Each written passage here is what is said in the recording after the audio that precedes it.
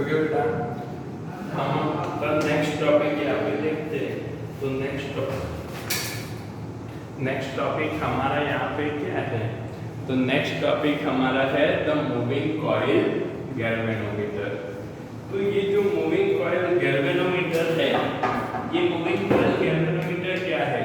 तो actually moving coil galvanometer is a current measuring device. मतलब ये मूविंग कॉइल गैल्वेनोमीटर यहाँ पे क्या करता है? तो इट मेजर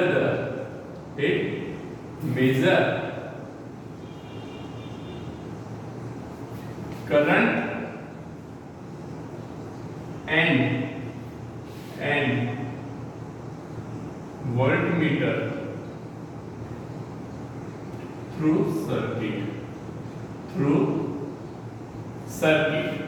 मतलब कोई भी सर्किट में हमको करंट और वोल्टेज मेजर करना है तो हम यूजिंग गैल्वेनोमीटर ये वोल्टेज और करंट को मेजर कर सकते हैं।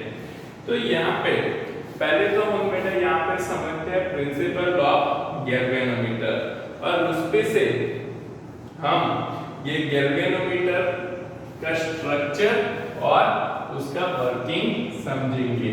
तो पहले हम इसका प्रिंसिपल समझ लेते हैं। तो इसका प्रिंसिपल क्या है?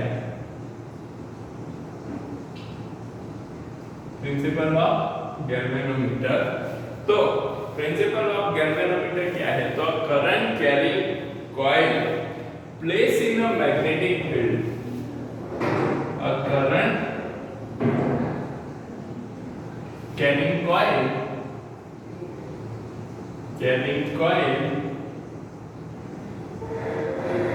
place in magnetic field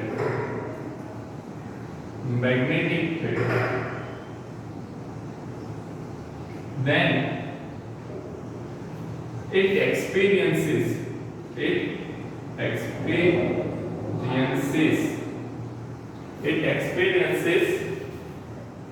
a current dependent torque. It experiences a current dependent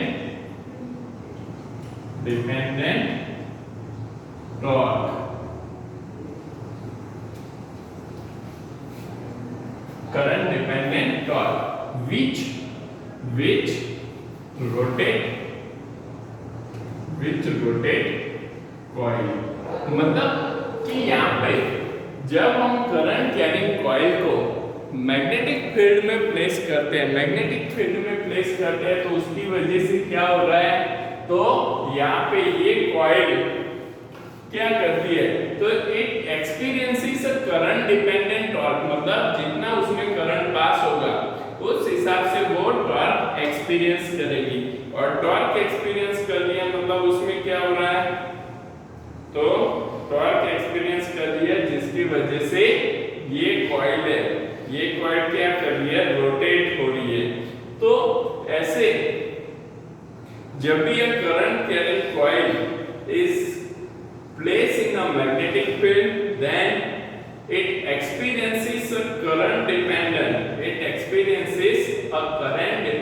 torque which rotate coil। तो ये सिंपल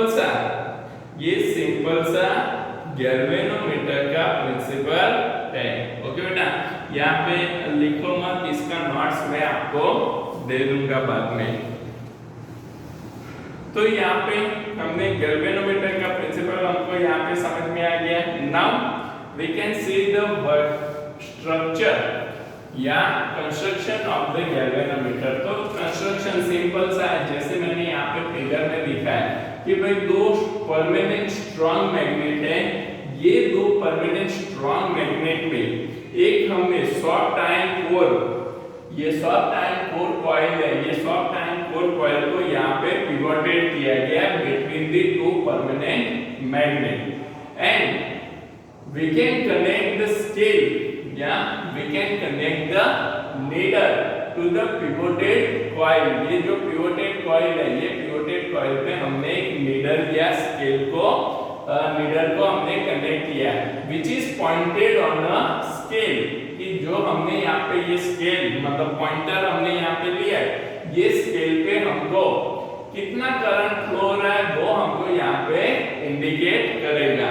ओके, तो एक सिंपल सा हमको यहाँ पे गैल्वेनोमीटर का स्ट्रक्चर दिया है ना। अब ये जो गैल्वेनोमीटर है, ये गैल्वेनोमीटर वर्क कैसे करता है, ओके, तो वो चीज हम यहाँ पे समझते हैं कि how the galvanometer is working. तो यहाँ पे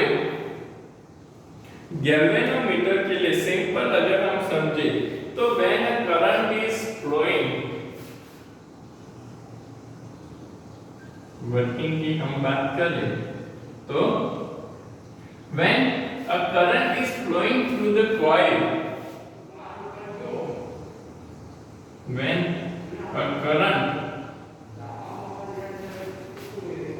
is flowing through coil,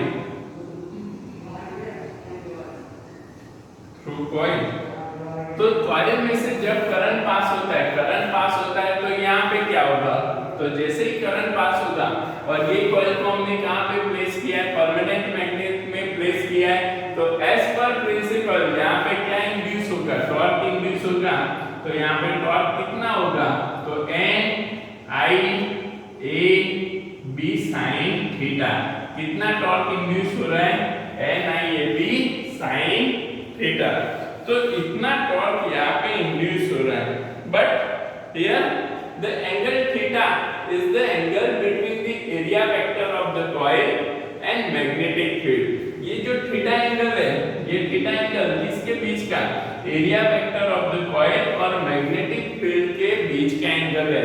मतलब यहाँ पे ए और बी का एंगल हमको थीटा दिया है। बट हम जब यहाँ पे गैल्वेनोमीटर में देखते हैं तो in galvanometer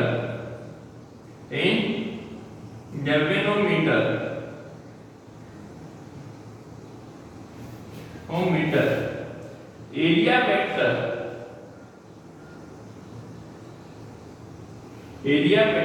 A and magnetic field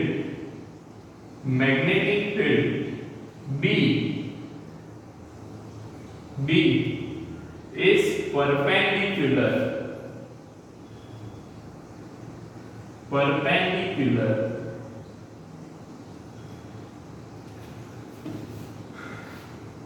is perpendicular to each other।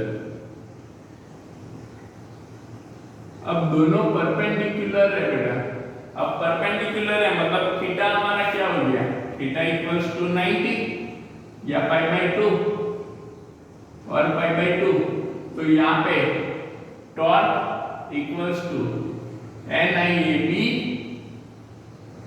Sign pi by 2। अब साइन पाई बाई 2 तो क्या होता है, 1 होता है। साइन पाई बाई 2 कितना है, 1 है। तो यहाँ पे टॉर्क हमको क्या मिलेगा, NIAB टॉर्क मिलेगा। ओके बेटा, तो यहाँ पे ये जो कॉइल है, ये कॉइल पे due to the magnetic field कितना टॉर्क इंड्यूस होता है, मैक्सिमम टॉर्क। ये कितना, क्योंकि साइन की वैल्यू क्या है, 1 है, मतलब मैक्सिमम टॉर्क हमको क्या मिलेगा, NIAB। अब जब ये कॉइल पे इतना टॉर्क लगता है जिसकी वजह से ये कॉइल क्या हो रही है, रोटेट हो रही है। अब जब कॉइल रोटेट होगी तो यहाँ पे क्या होगा बेटा, तो यहाँ पे कुछ रिस्टोरिंग टॉर्क जनरेट होगा। तो ये जो रिस्टोरिंग टॉर्क है, रिस्टोरिंग टॉर्क, क्योंकि कॉइल रोटेट हो रही है तो इसमें क्या होगा, रिस्टोरिंग टॉर्क लगेगा। तो restoring torque in coil is, तो T रिस्टोर इक्वल्स टू क्या होगा, इज डायरेक्टली प्रोपोर्शनल टू 5। अब 5 यहाँ पे क्या है, तो नंबर ऑफ टर्न्स, मतलब कि यहाँ पे ये जो कॉइल है, ये कॉइल कितने एंगल पे रोटेट होती है, कितने टर्न यहाँ पे ये रोटेट होती है। ओके, जिसको हम बोलते हैं angular deflection. 5 is a angular deflection. तो restoring torque is directly proportional to angular deflection. तो टू रिस्टोर इक्वल्स टू क्या हुआ, K5 इक्वल्स टू क्या हुआ, K5। ओके बेटा, तो ये हमने जितना NIAB जितना टॉर्क लिया, तो यहाँ पे कितना रिस्टोरिंग टॉर्क कॉइल में जब प्रोड्यूस हो रहा है या स्टोर हो रहा है, तो torque restore equals to K5। तो K5 जितना टॉर्क हमको मिल रहा है। नाउ दोनों टॉर्क क्या है, same in a magnitude but opposite in a direction. दोनों टॉर्क क्या है, same in a magnitude but opposite in a direction. तो दोनों को हम कंपेयर कर सकते हैं। तो फ्रॉम द इक्वेशन 1 and 2,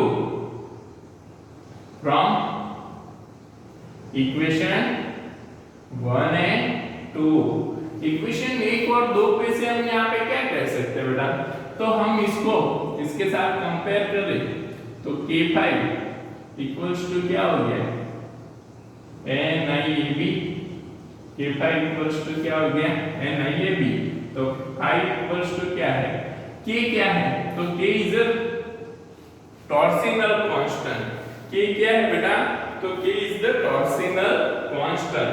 तो यहाँ पे हम 5 equals to NAB by K समझना into I, where K is a torsional constant। क्या है, टॉर्सिनल कांस्टेंट है। तो हमको यहाँ पे एक इक्वेशन मिलेगा, ये 5 equals to NAB by K। अब यहाँ पे हम देखते हैं कि ब्रैकेट में जितनी भी क्वांटिटी है, number of turns constant, okay, फिर यहाँ पे area constant, magnetic field B, क्योंकि यहाँ पे परमानेंट मैग्नेट है, तो वो भी क्या होगा, कांस्टेंट हो जाएगा। ओके बेटा, और K तो क्या है, कांस्टेंट है, टॉर्सिनल कांस्टेंट है ना K, तो K is a torsional constant, तो वो भी कांस्टेंट हो गया। तो यहाँ पे ये सारी फिजिकल क्वांटिटी क्या है, तो सारी फिजिकल क्वांटिटी तो कांस्टेंट है।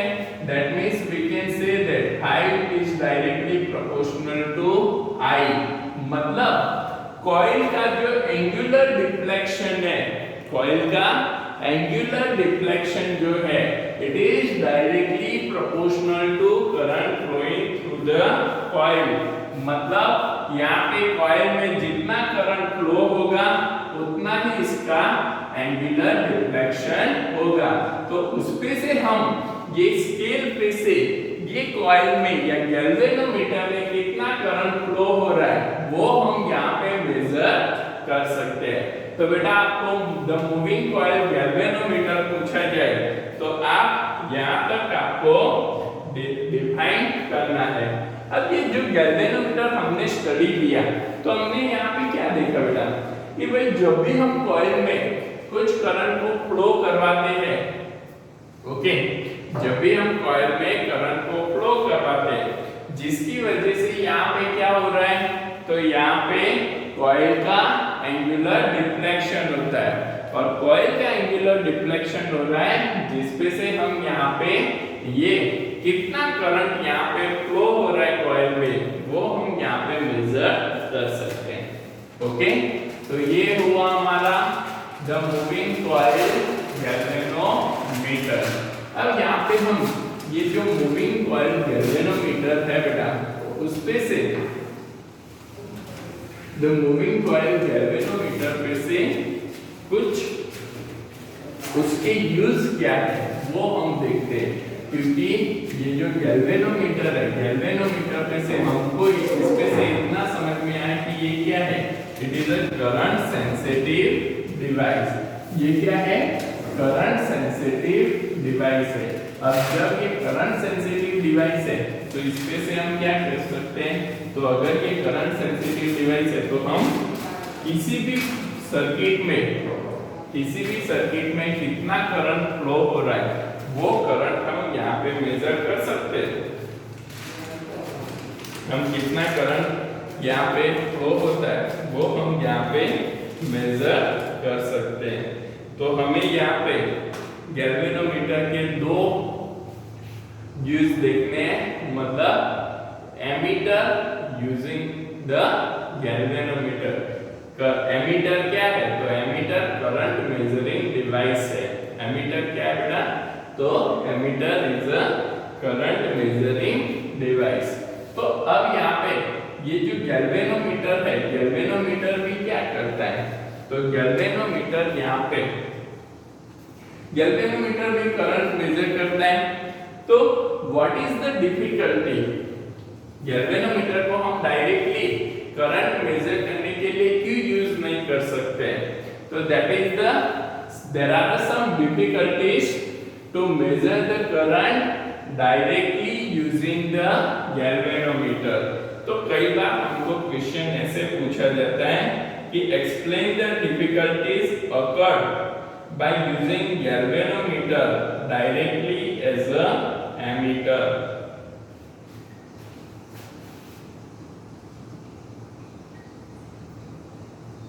Difficulties occur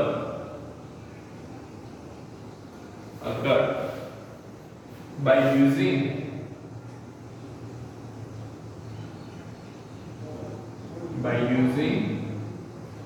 difficulties occur by using galvanometer directly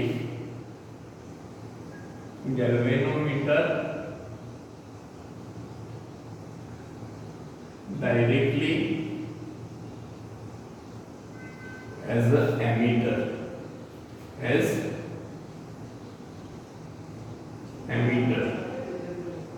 okay बेटा, कि भाई हम डायरेक्टली इनको एमीटर की तरह क्यों यूज नहीं कर सकते, उसकी कुछ डिफिकल्टीज है। वो डिफिकल्टीज हम यहाँ पे देखते हैं। तो पहला तो हम यहाँ पे देख रहे हैं कि भाई galvanometer is very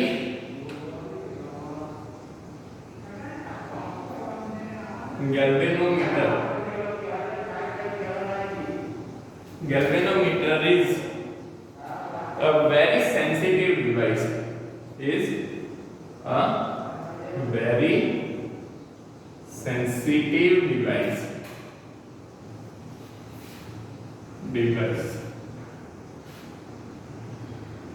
it gives the full deflection, it gives a full deflection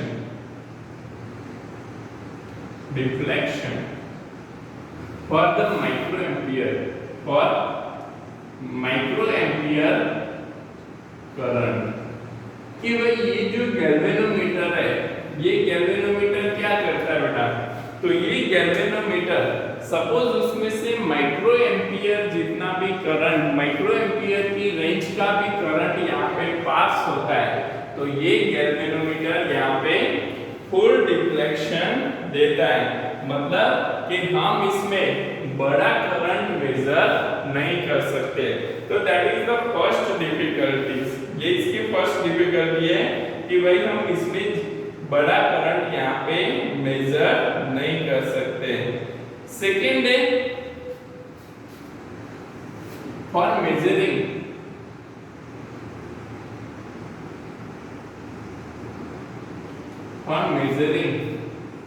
current in circuit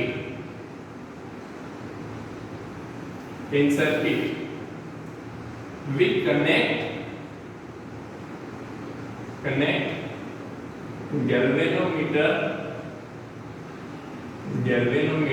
in series। Galvanometer को हम क्या करते हैं बेटा? सीरीज में कनेक्ट करते हैं। For measuring current in circuit we connect galvanometer in series so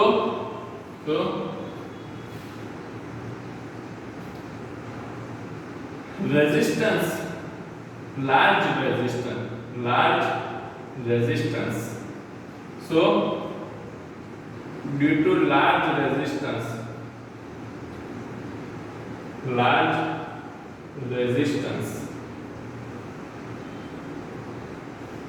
of galvanometer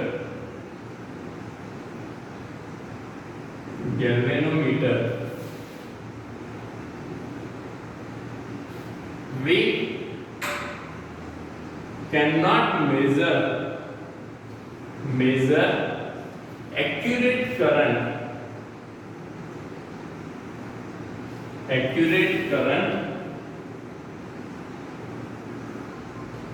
through circuit.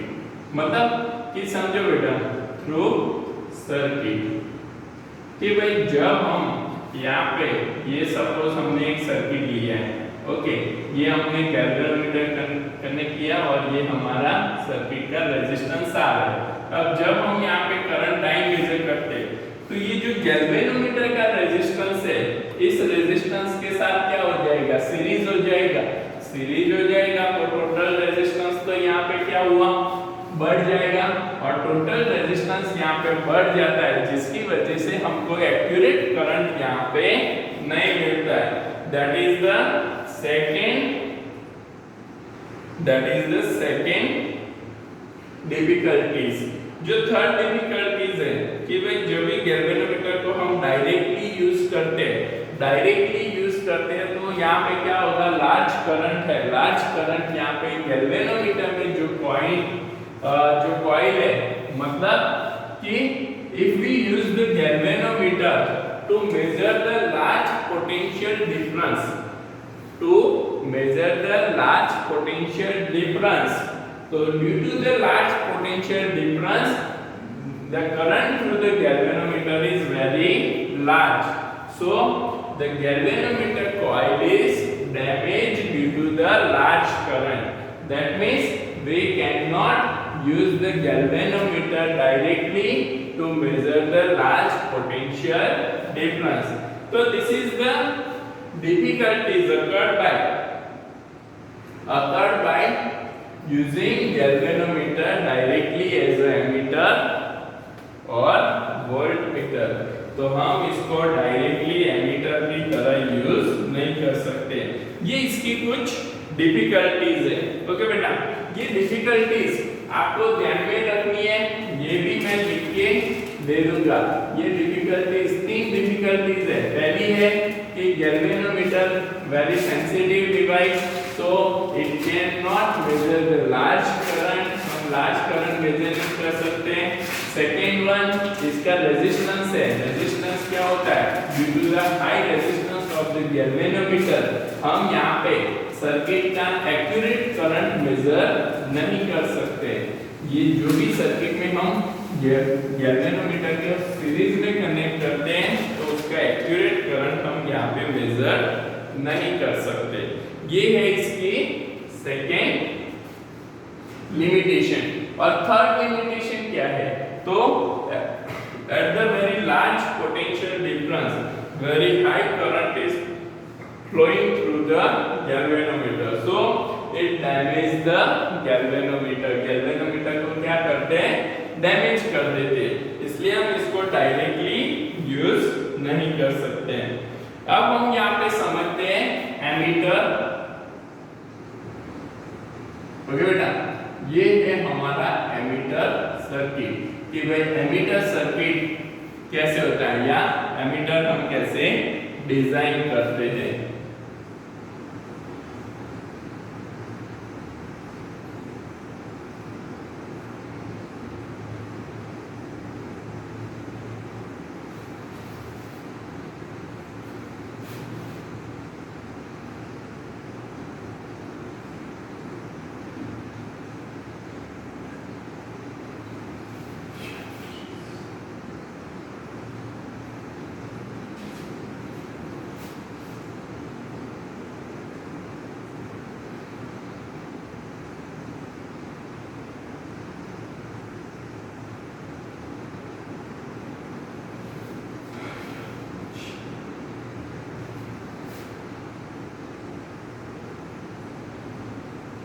तो तो यहाँ पे हमने एक सिंपल सा सर्किट ड्रॉ किया है बेटा।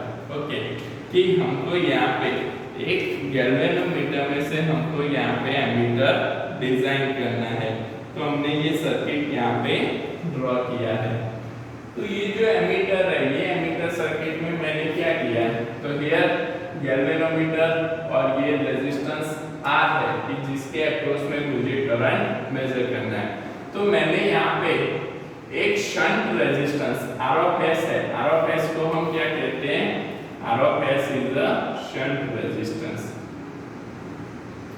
ये क्या है, शंट रेजिस्टर।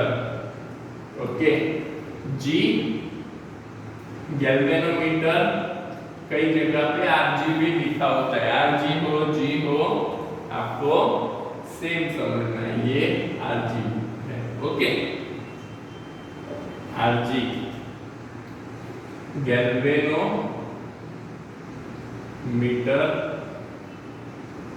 रेजिस्टर, ये क्या है, गैल्वेनोमीटर का रेजिस्टर है। Ig current through galvanometer, current through galvanometer. तो ये हमको गैल्वेनोमीटर का करंट मतलब क्या क्या नोटेशन है वो चीज हम यहाँ पे देख रहे हैं। तो अब समझो बेटा, तो यहाँ से मैंने ये गैल्वेनोमीटर, अब गैल्वेनोमीटर में प्रॉब्लम क्या था कि भाई जब भी हम ये सीरीज रेजिस्टेंस से गैल्वेनोमीटर है, गैल्वेनोमीटर को हम कहाँ पे कनेक्ट करते हैं, सीरीज में कनेक्ट करते हैं। अब जब भी हम यहाँ पे सीरीज में इसको कनेक्ट कर लेते तो उसकी वजह से क्या होता था, तो we can not measure the accurate current, हम एक्यूरेट करंट यहाँ पे मेजर नहीं कर सकते थे। और दूसरा प्रॉब्लम कि हाई करंट में ये गैल्वेनोमीटर डैमेज होने के चांसेस भी बढ़ जाते थे। तो हमने यहाँ पे क्या किया कि भाई ये जो गैल्वेनोमीटर है, ये गैल्वेनोमीटर के शंट में हमने एक रेजिस्टेंस कनेक्ट कर दिया R ऑफ S, हमने एक रेजिस्टेंस कनेक्ट कर दिया R ऑफ S, जिसको हम कहते हैं शंट रेजिस्टेंस। इसको हम क्या कहते हैं, शंट रेजिस्टेंस कहते हैं। ओके बेटा,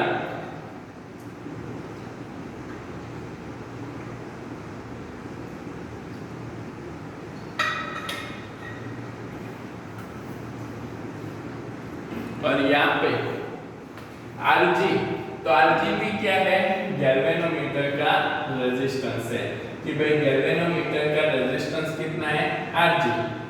और यहाँ पे ये जो गैल्वेनोमीटर है, ये गैल्वेनोमीटर में से कितना करंट पास हो रहा है, तो करंट थ्रू द गैल्वेनोमीटर हमारा क्या है, Ig। ओके बेटा, नाउ अब हम यहाँ पे क्या करते हैं, तो ये सर्किट में जब हम लूप अप्लाई करते हैं, लूप अप्लाई करते हैं तो यहाँ पे क्या होगा कि भाई हम यहाँ पे करंट लूप अप्लाई करते हैं। तो करंट लूप के लिए सपोज आप ये पॉइंट से चलो, इस डायरेक्शन में ऐसे ऐसे ऐसे करके हम चल रहे, तो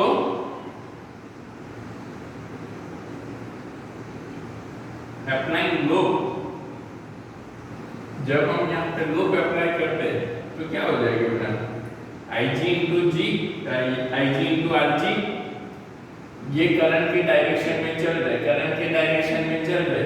पहला क्या आ रहा है, गैल्वेनोमीटर का रेजिस्टेंस Rg, और करंट की डायरेक्शन है इसलिए क्या होगा, नेगेटिव होगा, माइनस यहाँ पे Ig into G minus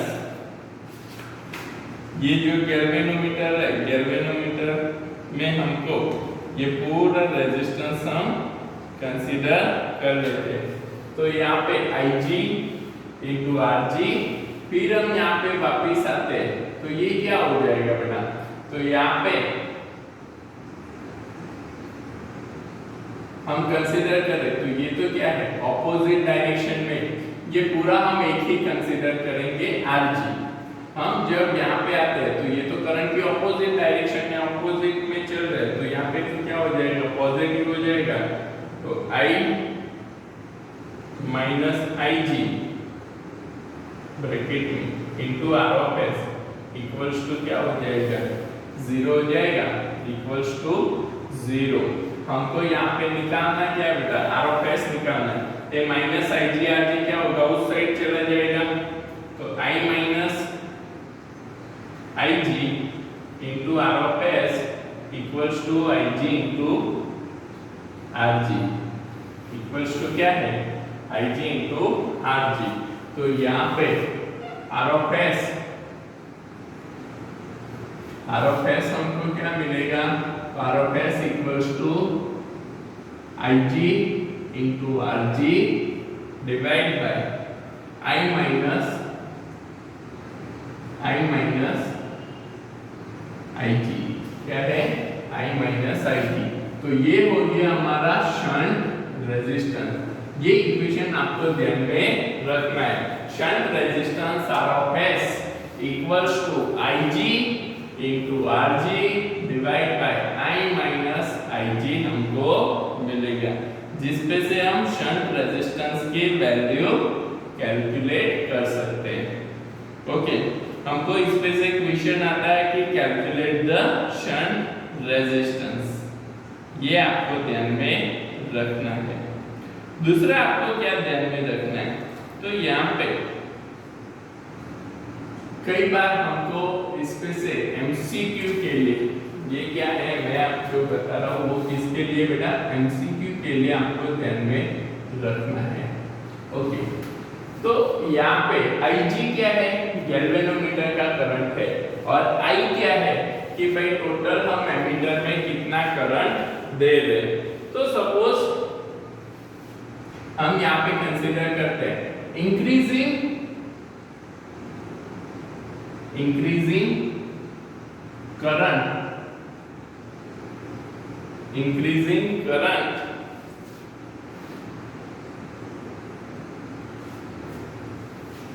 by n times, increasing current by n times of galvanometer current,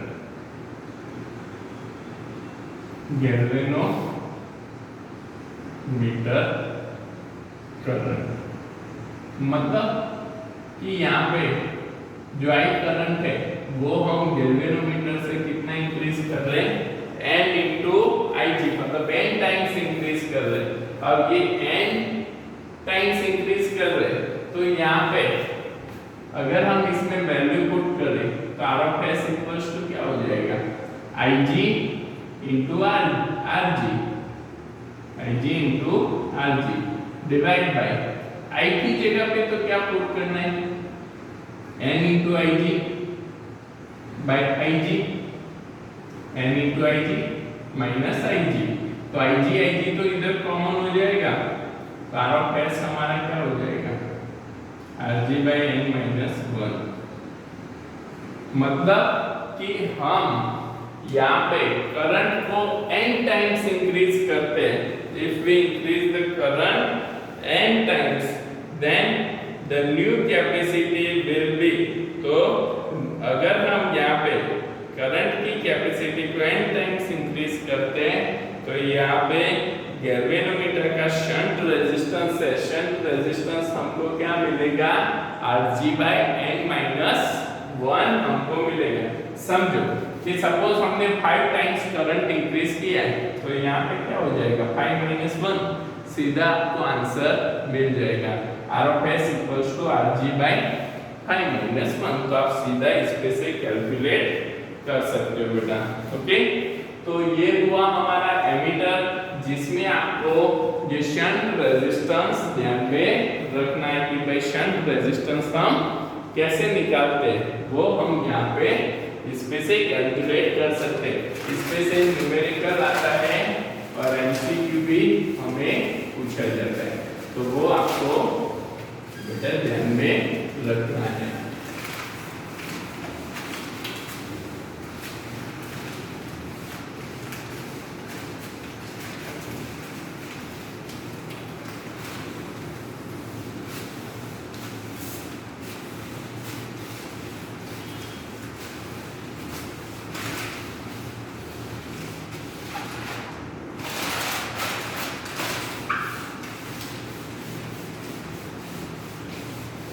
अब हम नेक्स्ट समझते हैं वोल्ट मीटर। ओके, एक छोटा सा टॉपिक है वोल्ट मीटर।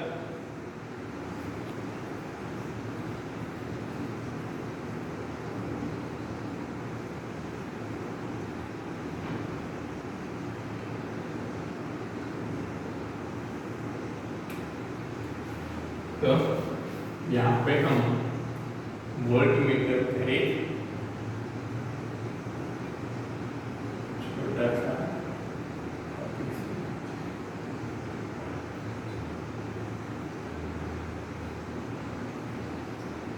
वोल्ट मीटर में क्या प्रॉब्लम होता है बेटा कि भाई वोल्ट मीटर में ज्यादा वोल्टेज होने की वजह से या पे गैल्वेनोमीटर में ज्यादा करंट पास हो जाता है, तो जिसकी वजह से ये क्या होगा, तो गैल्वेनोमीटर डैमेज होने के चांसेस बढ़ जाते हैं। तो यहाँ पे हमको वोल्ट मीटर के लिए एक सिंपल सा हमने यहाँ पे इसका सीरीज रेजिस्टेंस कनेक्ट किया है। ये है series resistance ROS। Okay,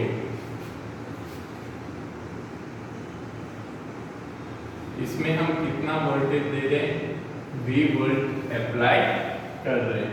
okay, current कितना है, तो करंट यहाँ पे IG करंट, गैल्वेनोमीटर का करंट कितना है, IG है। तो हम यहाँ पे क्या लिख सकते हैं, तो voltage equals to IG into ROS plus IG into ROG। क्या होगा, IG इंटू ROG। अब मुझे यहाँ पे क्या निकालना है कि भाई कितना सीरीज रेजिस्टेंस मैं कनेक्ट करूंगा कि जिसकी वजह से ये जो गैल्वेनोमीटर है, ये गैल्वेनोमीटर यहाँ पे डैमेज ना हो और हम यहाँ पे V वोल्टेज, वोल्ट मीटर में V वोल्ट यहाँ पे हम मेजर कर सके। तो यहाँ पे मुझे ROS निकालना है। अब ROS को मैं सब्जेक्ट करता हूँ, तो यहाँ पे IG into ROS equals to V minus, ये पूरा क्या होगा, इस साइड आ जाएगा, तो प्लस है तो क्या हो जाएगा, माइनस हो जाएगा, तो V minus IG into RG। तो ROS इक्वल्स टू, अब ये IG से ये पूरी टर्म्स को हम क्या करते हैं, डिवाइड करते हैं, तो V by IG minus V by IG minus RG हमको मिलेगा। ROS हमारा क्या होगा, तो ROS equals to V by IG minus ROG हमको मिलेगा। तो यहाँ पे इस वे में हम इसका शंट सीरीज रेजिस्टेंस भी निकाल सकते हैं। ये एक सिंपल सा इक्वेशन बेटा आपको याद रखना है। सेम टू सेम हमको यहाँ पे कैलकुलेट करना है, तो हम यहाँ पे शंट जैसे निकाला वैसे ही हम सीरीज रेजिस्टेंस भी निकाल सकते हैं। तो ये हो गया हमारा सिंपल सा छोटा सा टॉपिक है वोल्ट मीटर, जिसमें आपको ये इक्वेशन ही ध्यान में रखना है। ओके, जिसपे से हमको MCQ या न्यूमेरिकल पूछे जाते हैं। तो ये हम यहाँ पे ध्यान में रखेंगे। अब इसका लास्ट टॉपिक है कि भाई sensitivity of ammeter and voltmeter, कि भाई दोनों किससे बने हुए, तो दोनों तो यहाँ पे गैल्वेनोमीटर से बने हैं। अब गैल्वेनोमीटर से बने तो इसकी गैल्वेनोमीटर तो क्या है, सेंसिटिव डिवाइस है, तो सेम एज हम यहाँ पे sensitivity for voltmeter and voltmeter and ammeter हम निकाल सकते हैं। करंट सेंसिटिविटी और वोल्टेज सेंसिटिविटी हम कहते हैं। Sensitivity of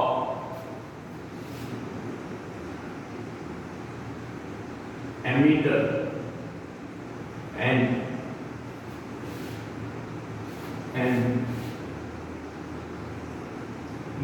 voltmeter.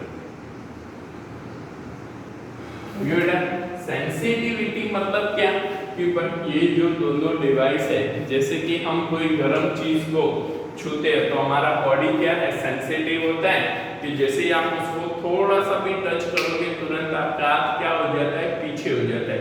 तो उसको हम क्या कहते हैं, sensitivity of body.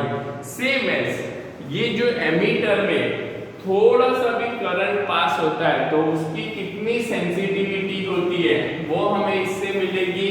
Same as voltmeter को हम थोड़ा सा भी पोटेंशियल डिफरेंस देते हैं तो उसकी सेंसिटिविटी क्या होगी वो हम यहाँ पे देखते हैं। तो हमको यहाँ पे आगे हमने जो डिराइव किया कि K phi इक्वल्स टू, हमने आगे from the galvanometer,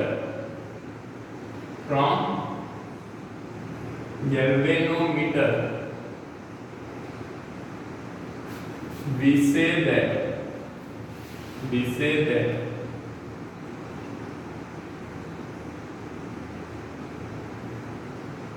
K phi equals to क्या है, Ni AB। K phi equals to क्या है, Ni AB। अब यहाँ पे इस इक्वेशन में मुझे पहले क्या निकालना है, सेंसिटिविटी ऑफ एमीटर, इसकी करंट सेंसिटिविटी मुझे निकालनी है। तो यहाँ पे phi equals to, मैं यहाँ पे लेता हूँ तो NAB by K, okay, NAB by K is into phi into I। phi equals to क्या है, NAB by K into I। तो phi by I equals to क्या होगा, तो phi by I equals to तो NAB होगा, NAB by K। तो इसको हम कहते हैं sensitivity. It is sometime it is denoted as a S of I, sometime it is denoted as a S of I। So this is called the sensitivity of emitter, is sensitivity of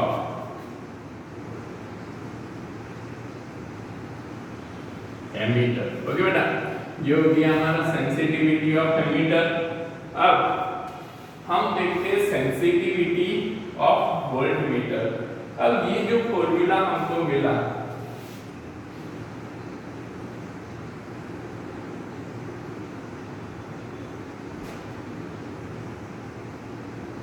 from above equation phi by I equals to क्या मिला, NAB by K। Okay बेटा, जिसको हम current की sensitivity कहते हैं। अब मैं यहाँ पे क्या करता हूँ, तो दोनों साइड पे रेजिस्टेंस R से डिवाइड कर देता हूँ। दोनों साइड पे मैंने क्या किया, resistance of the coil, okay, या सर्किट का जो रेजिस्टेंस है उससे मैंने डिवाइड कर दिया, तो 1/R। ओके बेटा, यहाँ पे भी डिवाइड किया, यहाँ पे भी, तो दोनों तो क्या हो गए, कैंसिल, तो वापस यही इक्वेशन आ गया, बट हमने इसको एडजस्ट किया। अब I into R, Ohm's law हमको क्या कहता है, V equals to I है, V equals to क्या है, I है, तो phi by V equals to NAB by K into 1 by R। तो ये हमको क्या मिलता है, तो this is called the voltage sensitivity. इसको हम क्या कहते हैं, वोल्टेज सेंसिटिविटी कहते हैं। अब कई बार R equals to V equals to क्या होता है, IR होता है, ओके, तो कई बार हम यहाँ पे I by V भी लिख सकते हैं। It is denoted as S of V, S of V is called sensitivity of voltmeter। ये हमारा क्या है, सेंसिटिविटी ऑफ वोल्ट मीटर है। ओके, और ये हमारा 5/I क्या है, तो that is the sensitivity of ammeter और सेंसिटिविटी ऑफ वोल्ट मीटर, दोनों हम यहाँ पे देख सकते हैं। तो यहाँ पे ये हमारा मूविंग चार्ज एंड मैग्नेटिज्म का सारे थियरी यहाँ पे कंप्लीट हो गए। ओके, अब इसके बाद कल के क्लास में हम ऑलमोस्ट सारे न्यूमेरिकल देख लेंगे।